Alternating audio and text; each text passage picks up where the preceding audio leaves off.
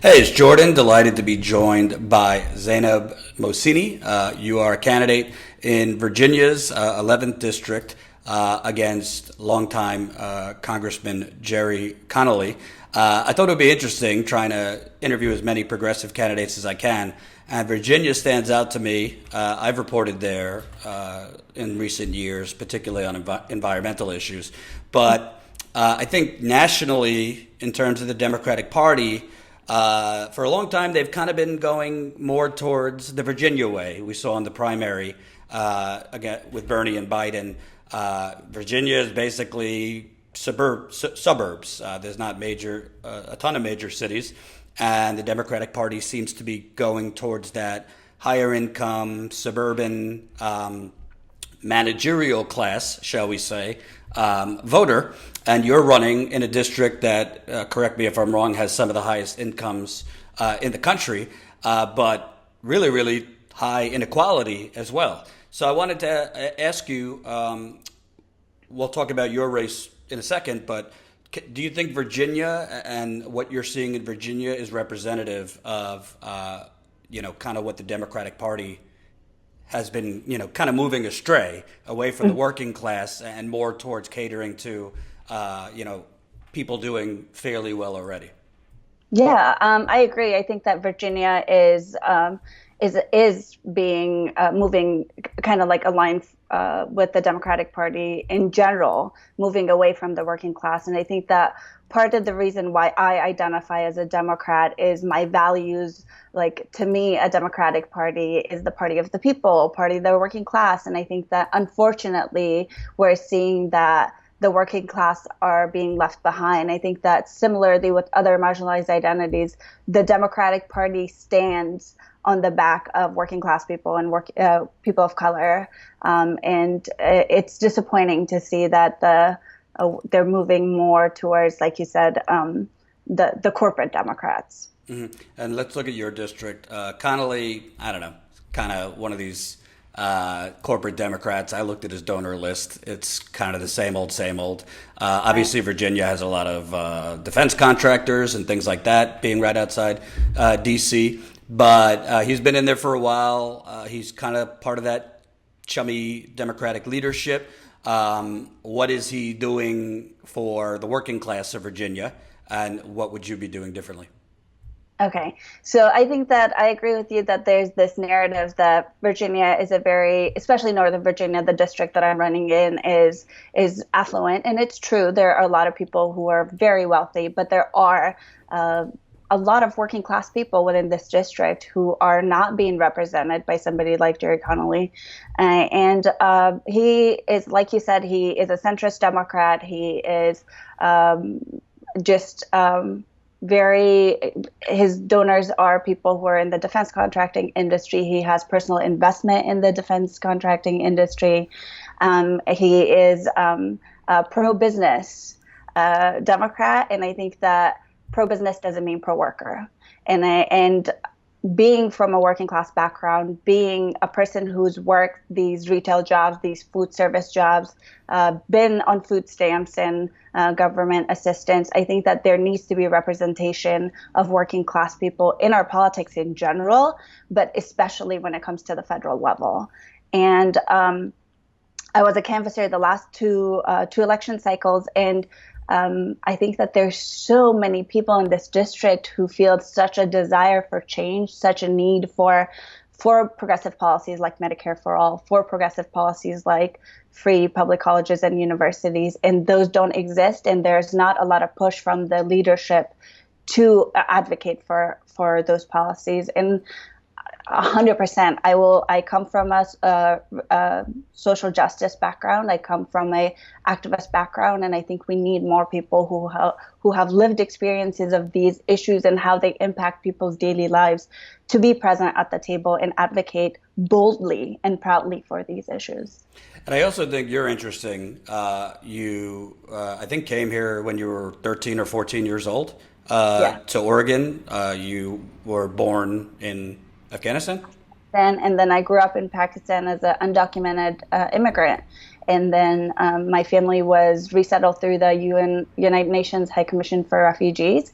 UNHCR is the acronym. And we were settled in Beaverton, Oregon. And I came here at 14 years old. I didn't speak any English. None of my family members did. And we came here just, And then my family moved here when I was a junior in high school, which was 2006. So I've lived here since 2006. Because it seems to me, when I look at the Democratic Party of the last, 10, 15 years, they say we need to make the party look like you and other, immigrants, LGBT, different colors, different genders, sexual orientation. But if those people don't toe the line of the corporatists, then they're not okay. I mean, we've seen it time and time again where if you have a woman, AOC, perfect example, a woman of color, radical, out of touch, this, that, and the other thing, there's now a pull between, frankly, Speaker Pelosi, I call it the getaway car. Trump and McConnell are robbing the Treasury, and Pelosi's, the getaway driver. If you were elected, how do you view that push and pull? Because right now, there's been criticism of some of the progressive leaders for kind of, voting yes on a lot of these bills that ultimately are kind of giving working class people crumbs. Right. I think that there is a lot of pressure. I think that when you work within a system, I think it's a very hard line to toe. How do you work against a system within that system? I think that we as progressives have to be very careful about not, like you said, toeing the line, is how there is criticism from both sides. I think that centrists don't like progressives because they're too bold. And then there's this push from working class people, which is so rightful and so justified to have expectations from people who are progressives, who are fighting for these. So I think that it's a very complex issue as to how you work within that system against that system. And I think that I don't have a perfect solution for it. I think that I believe in the power of conversation. I think that pushing and fighting, it's called resistance for a reason, right? I think that it requires a lot of bold push against somebody like Pelosi, against some of these. Most of the Democratic Party are these people who've been in power for decades. And I think that for somebody like AOC, who goes in and wants to change things, but then also has to exist within that system, it's a very complex thing.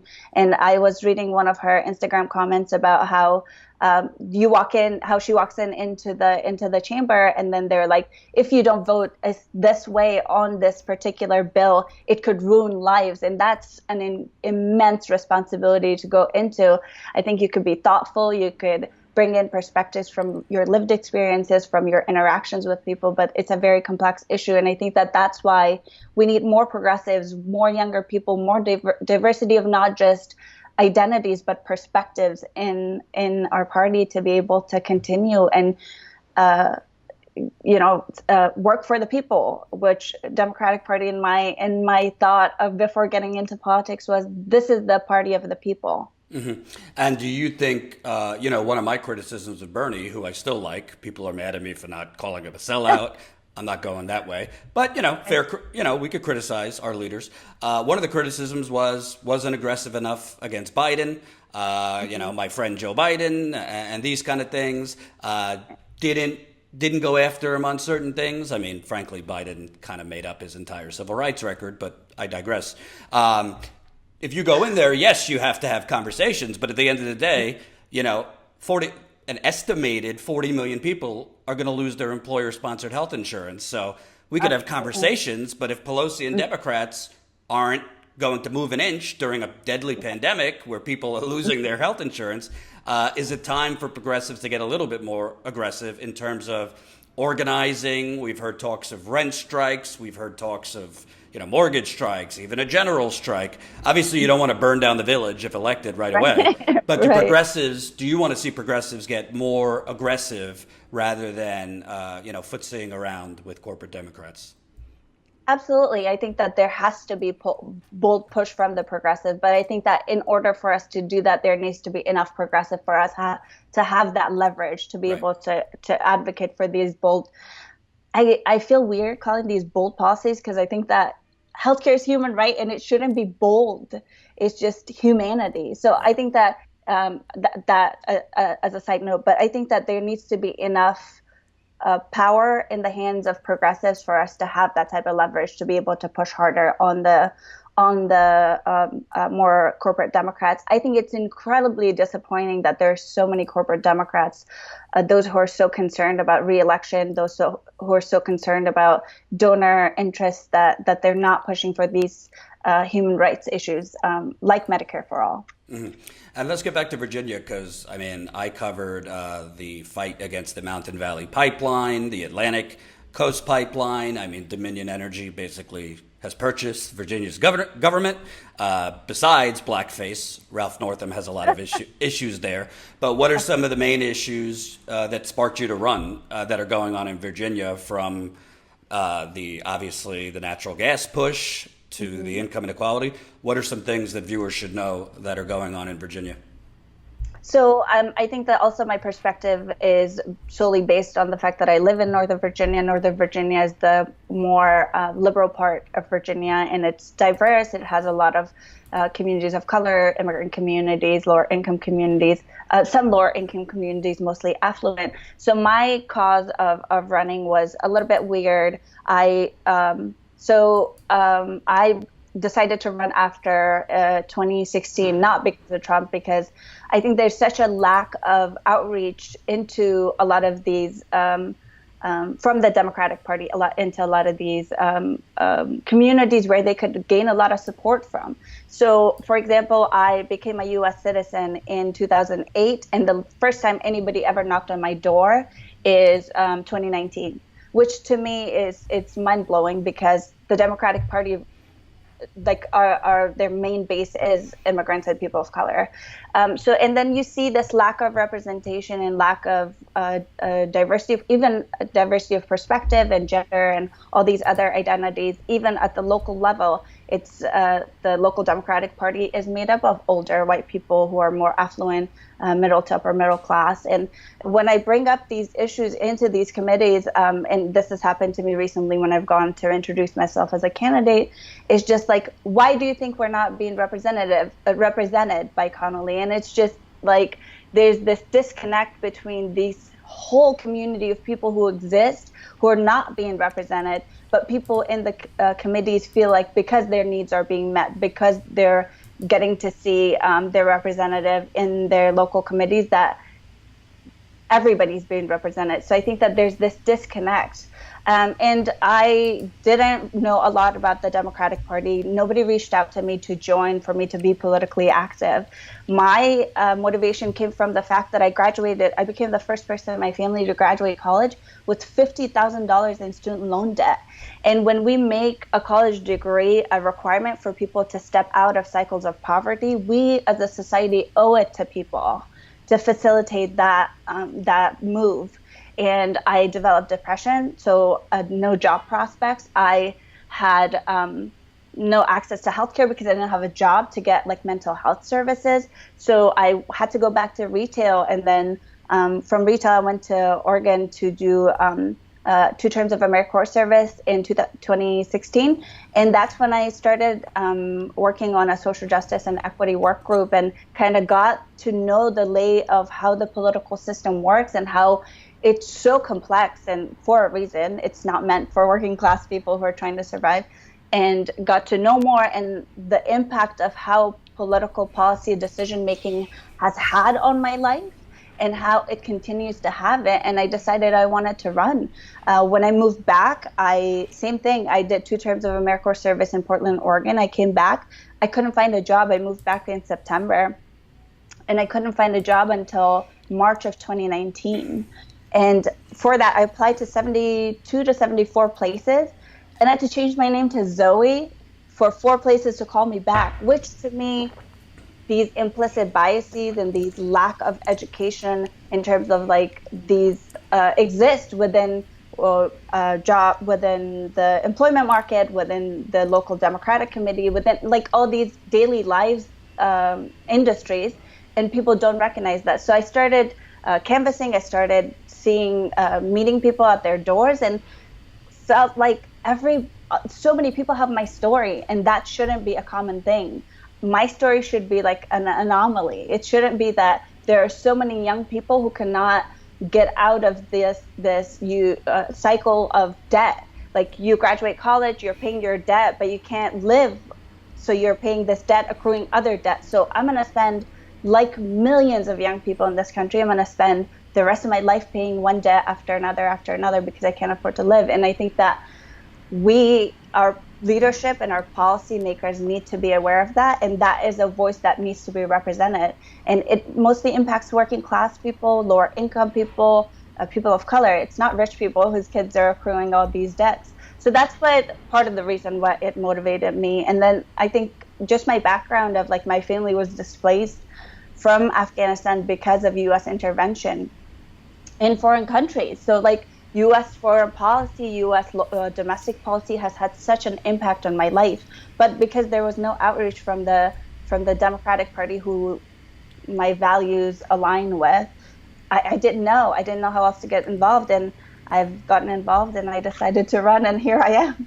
And could we? That was my next question. So next year is 20 years in Afghanistan.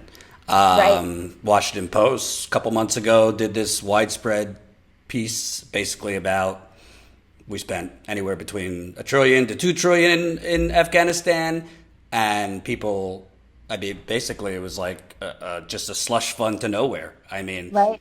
Generals were being told, you have to spend this money, this amount of money every day. Right. They said, I can't spend that amount of money every day. We'll do it. And just pretty much the whole story showed that I think at a certain point, even the government lost sight of why are we even still there. Can you Right. kind of talk about and expand upon what our, frankly, occupation of Afghanistan has done and how it has harmed a lot of people in Afghanistan? Yeah, so I think that because I'm not in Afghanistan, like, living there, so I think that these are just personal opinions of mine, based on what I read in the news and consume media and hear anecdotal stories. I think that the occupation, or the war in Afghanistan, we spent $2 trillion going in. Nobody knew what they were doing. And I think that when in my head, I think that a lot of the people went in and they were like, we're going to go catch the Taliban, and then we're going to finish them and then come back, when it's so much more complex than that. Afghanistan has a history of foreign intervention for a really long time. I think there needs to be representation of people. And if we're trying to spend this huge price ticket, like of $2 trillion in a country, I think it should show for something. So including leadership and of working class people. And I think that corruption is not unique to one political system. There are a lot of corrupt leaders in Afghanistan as well. And I think that what the U.S. Should have done is to, instead of investing in these or following the guidelines of these leaders who are more invested in their own personal gains than they are in the rebuilding of the country, maybe involve more minorities, more women, involve more just people who are going through poverty because of this war. So I think that there's this idea that an enemy who's Afghan looks a certain way, and we're going to go find them. And then when it's so much more complex. And I think that U.S. has had a history of going into countries thinking a certain way, but then not just exploring other options, other ways to help the people to stabilize the country, stabilize the economy. In terms of so I belong to two minority groups. I'm a Shia Afghan and I'm a Hazara Afghan, so we're a religious and an ethnic minority. I think that it has been helpful for the Shia Hazara community because we're also within the Afghan history are an ethnic and religious minority who's been discriminated against systematically a lot. So I think that a lot of people have had the opportunity to come to the city and be able to pursue education and more economic opportunities. But there was recently, last week, an attack that was specifically targeting Hazara Shia minorities. So I think that there is pros and cons of how the U.S. involvement has changed. And that could be also attributed to the upcoming technology. I think internet become very popular within the last 2 decades, and people have access to that. And then so there's this sort of for lack of a better term, like migration of people who were mainly in the villages and outskirts of not like outside the city are moving into the city to better their lives or seek economic opportunities, but also are being attacked because of their minority identities and they're seeing like this progress of sorts, but also the tactic of oppression has changed a little bit more for them. And I mean, specific to your race, it's not like Gerry Connolly, taking money from all these defense contractors, is leading the charge to get the U.S. out of Afghanistan. So I think that's another point of differential. Where could people find out more about your campaign? Obviously, it's tough to campaign during a pandemic. So do you need volunteers? What do you need, and how can people support you? Absolutely. So we are a grassroots campaign. We have pledged not to take money from corporations and be a true grassroots people's representative. So you can find out more about my campaign at ZainabMohsini.com. If you want to Google me, I'm the challenger in Virginia's District 11. We donate to us. Our campaign runs on grassroots individual donors. We need volunteers. We're doing digital outreach to community members to get voters to do their mail-in ballot because we want to protect people's voting rights, but also their public health safety. So please, I'm on Twitter at ZainabMohsini.com, on Facebook and Instagram. So please let us know if there are any policy platform points that are important to you and we're not highlighting and it needs attention. We would love to include that. We want to be a collaborative, community-based campaign, so any input from the community is welcome. And when's the primary? June 23rd. Okay. So please so get soon. your mail-in ballots. Yes. Okay. Thank you, Zainab. Stay in touch, and we'll follow up. Sounds great. Thank you so much, Jordan. Have a great day. You too.